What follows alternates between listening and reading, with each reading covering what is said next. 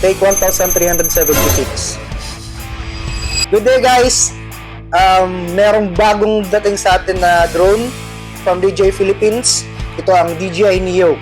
Ito ang pinakabagong drone ngayon na nirelease ng DJI. Tingnan natin kung anong specs meron siya.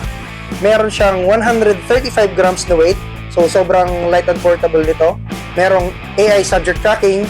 Merong multiple control options. Ultra stabilized video na siya. 1080p and 4K na resolution. Meron na siyang full coverage na propeller guard. Probably pwede din po siya sa mga bata dahil mukhang secured naman. Ano bang mga laman nito?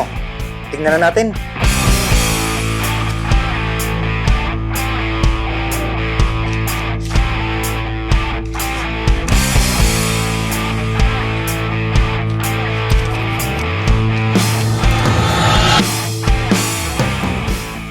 Saan natin ito pwedeng gamitin? Drop your comments below. Dali, tulungan niyo ako.